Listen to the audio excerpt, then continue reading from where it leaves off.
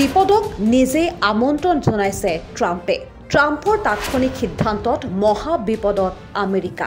বিশ্ব বাণিজ্যত ধুমুহাৰ সৃষ্টি কৰিছে ট্ৰাম্পৰ শুল্ক নীতিয়ে। আমেৰিকাৰ শুল্কই এতিয়া কঁপনি তুলিছে বিশ্বৰ বজাৰত। আমেৰিকাৰ শুল্ক আৰোপৰ পাছত ঔষধৰ দৰে অত্যাৱশ্যকীয় সামগ্ৰীৰ দাম বৃদ্ধি পাইছে। গতিকে বিশ্ববাসী এতিয়া উদ্বিগ্ন হৈ পৰিছে। কিন্তু এতিয়া যেন ট্ৰাম্পৰ তাৎক্ষণিক সিদ্ধান্তই তেওঁৰ ওপৰত বেকফায়াৰ কৰিবলৈ গৈ আছে। ট্ৰাম্পৰ নতুন আমদানি শুল্ক নীতিৰ বাবেই আমেৰিকাই বৃহৎ লোকচানৰ সন্মুখীন হৈছে। দৰাচলতে ভাৰতৰ অন্যতম বৃহৎ অটোমোটাৰ্ছ কোম্পানী টাটা মটৰ্ছৰ বিলাসী গাড়ীৰ সহযোগী কোম্পানী জাগুৱাৰ লেণ্ড ৰ'ভাৰে ব্ৰিটেইনত নিৰ্মিত লেণ্ড ৰ'ভাৰ আৰু জাগুৱাৰ গাড়ী আমেৰিকালৈ যোগান ধৰা সাময়িকভাৱে বন্ধ কৰিছে। শেহতীয়াকৈ প্ৰকাশ পোৱা এক তথ্য অনুসৰি জাগুৱাৰ লেণ্ড ৰ'ভাৰে নতুন আমদানি কৰৰ সৈতে মোকাবিলা কৰিবলৈ সোমবাৰৰ পৰা আমেৰিকালৈ গাড়ীৰ চালান সাময়িকভাৱে বন্ধ কৰে।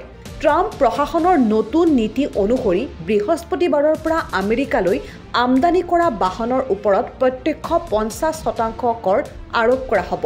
অৱশ্যে আমেৰিকাত কেইমাহমানৰ বাবে জাগুৱাৰ লেণ্ড ৰ'ভাৰৰ বাহনৰ ষ্টক মজুত আছে, যিবোৰৰ পৰা এই নতুন কৰ লোৱা নহ'ব। কিন্তু নতুন চালানৰ ওপৰত কৰ আৰোপ কৰাৰ লগে লগে কোম্পানীটোৱে এতিয়া ষ্টপ বুটাম টিপিবলৈ বাধ্য হৈছে। প্ৰতিবেদন অনুসৰি জাগুৱাৰ লেণ্ড ৰ'ভাৰে কয়, পৰিৱৰ্তিত বাণিজ্যিক পৰিৱেশত নতুন কৌশল পুনৰ প্ৰণয়ন কৰি আছে কোম্পানীটোৱে। কোম্পানীটোৱে নিজৰ ৱেবছাইটত এটা বিবৃতিত উল্লেখ কৰিছে, আমাৰ বিলাসী ব্ৰেণ্ডসমূহৰ বিশ্বব্যাপী চাহিদা আছে। আমি পৰিৱৰ্তিত বজাৰৰ সৈতে অহৰহ খাপ খাই আছো। এই সময়ত আমাৰ অগ্ৰাধিকাৰ হৈছে আমেৰিকাৰ নতুন ব্যৱসায়িক পৰিস্থিতিৰ বাবে নিজকে প্ৰস্তুত কৰা আৰু আমাৰ বিশ্বব্যাপী ক্লায়েণ্টসকলক উন্নত সেৱা প্ৰদান কৰা। 2024 চনৰ মাৰ্চ মাহলৈকে যোৱা 12 মাহত জাগুৱাৰ লেণ্ড ৰ'ভাৰে মুঠ 4.3 লাখ বাহন বিক্ৰী কৰিছিল। ইয়াৰে প্ৰায় 50% বাহন কেৱল উত্তৰ আমেৰিকাতেই বিক্ৰী হৈছিল। 2024 চনৰ জানুৱাৰী মাহত কোম্পানীটোৱে কৰ পূৰ্বৰ ত্ৰিমাসিক লাভ 17% হ্ৰাস পোৱাৰ কথা উল্লেখ কৰে।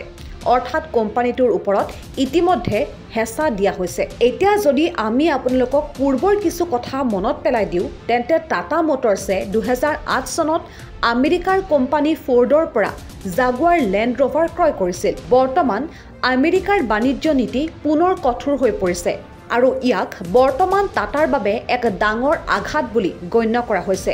আৰু শেহতীয়াকৈ ডনাল্ড ট্ৰাম্পৰ এই শুল্ক নীতিৰ বাবেই সমগ্ৰ বিশ্বতে হাহাকাৰ লাগিছে।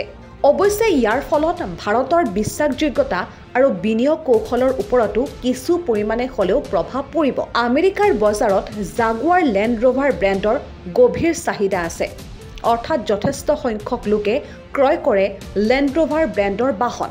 2025 চনৰ বিত্তীয় বৰ্ষত জাগুৱাৰ লেণ্ড ৰ'ভাৰৰ 4 লাখতকৈও অধিক ইউনিটৰ প্ৰায় 23% আমেৰিকাৰ বজাৰত বিক্ৰী হৈছিল আৰু এই সকলোবোৰ বাহন ব্ৰিটেইনৰ মাটিৰ পৰাই ৰপ্তানি কৰা হৈছিল। টাটা মটৰ্ছে 2008 চনত ফৰ্ড মটৰৰ পৰা JLR ক্ৰয় কৰিছিল। গতিকে ইয়াৰ ফলত আমেৰিকাত থকা ট্ৰাম্প চৰকাৰে ডাঙৰ আঘাত পাইছে, অৰ্থাৎ বৃহৎ লোকচানৰ সন্মুখীন হৈছে। আৰু ইয়াৰ প্ৰভাৱ বৰ্তমান আমেৰিকাৰ বজাৰতো দেখিবলৈ পোৱা গৈছে আৰু হয়তো ক'ৰবাত ভাৰতৰ বজাৰতো ইয়াৰ প্ৰভাৱ দেখিবলৈ পোৱা গৈছে। গতিকে এই খবৰটোক লৈ আপোনাৰ মতামত কি? আমাৰ চেনেলটো লাইক আৰু ছাবস্ক্ৰাইব কৰাৰ লগতে আপোনাৰ মন্তব্য কমেণ্টত জনাবলৈ নাপাহৰিব।